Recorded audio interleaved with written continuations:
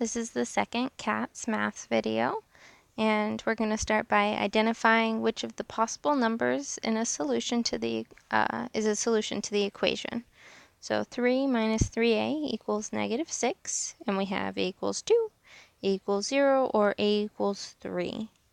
So let's plug them in, and we'll see what works. The first one is 2. We have 3 minus 6 equals negative 6. So negative 3 equals negative 6. Well, that's not true. So that cannot be the solution. You have to have both sides of the equal side be the same thing. So let's try plugging in the next one. 3 minus 3 times 0 equals negative 6. So 3 equals negative 6. Well, that's not true either, right? So not a equals 0. So let's try the last one. 3 minus 3 times 3 equals negative 6. So 3 minus 9. So we have negative 6 equals negative 6. And that is true. So a equals 3 is our solution. Now we have 2 plus 7x minus 4 equals negative 9. And we have x equals 2, negative 2, or negative 1. So let's try plugging in again. 2 plus 7x minus 4 equals negative 9. So we have 2 plus 14 minus 4 equals negative 9. That's 2 plus 10 equals negative 9. So 12 equals negative 9. Well, that's not true, is it? So x is not equal to. Next we have 2 plus 7 times negative 2 minus 4 equals negative 9. So that's 2 minus 14 minus 4 equals negative 9. 2 minus 18 equals negative 9. So then that gives us negative 16 is equal to negative 9. Again, not true, right? So x equals negative 2 is not a solution. So the last one we have is 2 plus 7 times negative 1 minus 4 equals negative 9. So that's 2 minus 7 minus 4 equals negative 9.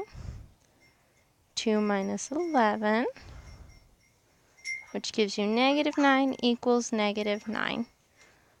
So x equals 1 is our solution. There's a parrot in the background. So now we're going to determine the y value in the ordered pair. So we have y equals 12 minus 3x, and they give us negative 4 as the x value. So we're just going to plug in to find the y value. So 12 minus 3 times negative 4, which gives us 12 plus 12. So y is equal to 24. For the next one, same thing, plug in to find the y value of the ordered pair. You're given 11 as the x value. So you have 4 times 11 plus 6, 44 plus 6. So y is equal to 50.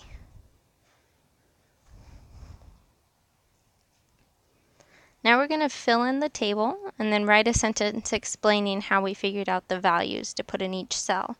So the first one says you put $20 into a piggy bank every month. And then we have some number of months here, and the empty spots say total money in piggy bank. So if we put $20 in every month, for the first month, right, you'd have $20. So for month 1, $20. Second month, you're going to put another $20 in, right? So that's 20 plus 20, which is going to be $40. The third month, you're going to put another 20 in, right? 40 plus 20 equals $60. Well, I see a little bit faster way we could do this. We could, instead of just adding these 20s together over and over again, we could call number of months, let's call it X. And so money in piggy bank we can call Y. And so the total money in the piggy bank is equal to the number of months times the amount of money per month we're putting in. So y is equal to 20x. And see, it works for the first month. You plug 1 in. And for the first month, you get y equals 20 times 1, which is $20. Let's try it for the third month. Y equals 20 times 3, which gives you $60. So let's fill in the rest of these using that formula. Y equals 20 times 4, so 80. Y equals 20 times 5, 100. 20 times 6 is 120. 7 is 140. And we have 8, and that is 160.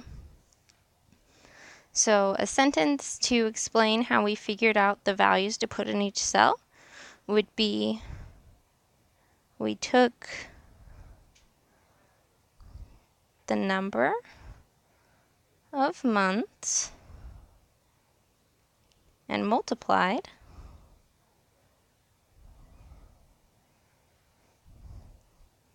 by the amount put into the bank each month. And that makes sense, right? You have y being the total money in the piggy bank and x being the number of months. So if every month you're putting in $20, then you multiply by that number of your month and you get the total amount you'd have in the piggy bank.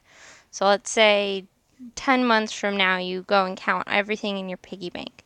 You're going to have $200. Sounds fun. This next one says you make a $35 payment on your loan of $875 every month. So again, we have number of months up top and then a blank spot for money owed. Let's use the same variables, x for number of months and then y for money owed. So a $35 payment, so that's what we're going to be taking from the total amount of our loan, right? So after the first month, you owe $875 minus the $35 payment.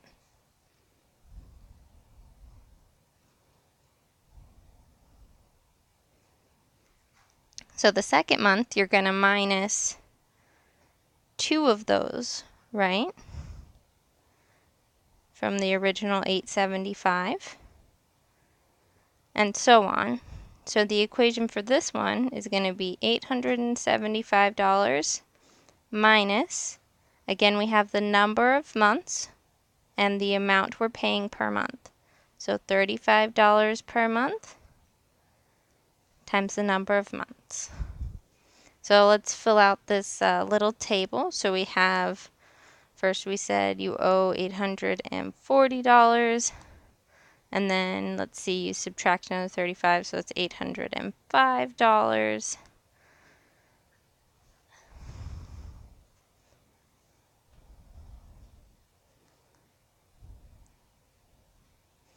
And you just keep plugging in. So if you want to see, let's do it at 6, right? 875 minus 35 times 6. So you could do it the long way, 35 times 6, 210. And then 875 minus 210, so you're going to be left with $665 that you owe. And you could keep filling it out that way.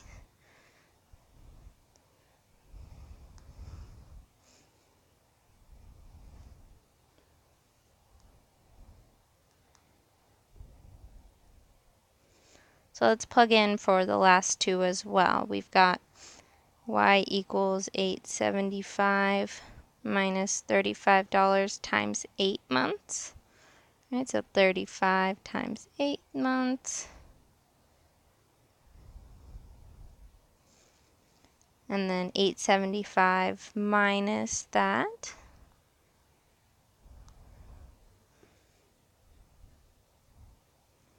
And then for the 9th month, 35 times 9.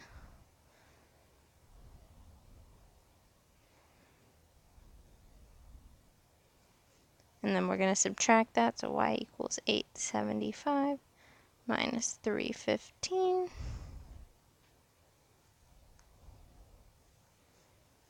So 560. And then I wrote a little bonus question down here. After how many months is your loan completely paid off?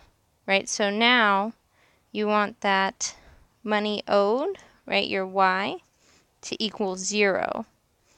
So if our equation was y equals 875 minus 35x, and we want to know when is it that we get our y to be 0, you're just going to plug in 0 for the y and solve for x. So get x by itself, right? We're going to move that 35 over to the other side and then divide. And you're left with x equals, let's see, 25. So after 25 months of paying $35 a month on your $875 loan, you won't owe any more money. So this last section was to graph the ordered pairs. So we have a chart here with some x and y values and then just a little graph that we can plot them on.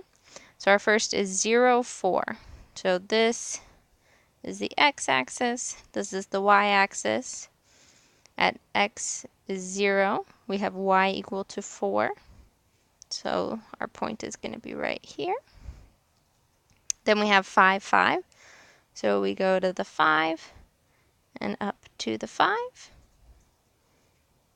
Then you have 8, 2. So over to the 8, up 2, 9, 6. Right up there. And if you're ever unsure, you can always look at it like that, right? So then 11, 0 over 11, and then we don't go up any. And 12, 3. So let's say here's the 3, right? And then here's my 12. So it would be right there. So I hope this helped you out this week. And if you have any more questions, just email them to me or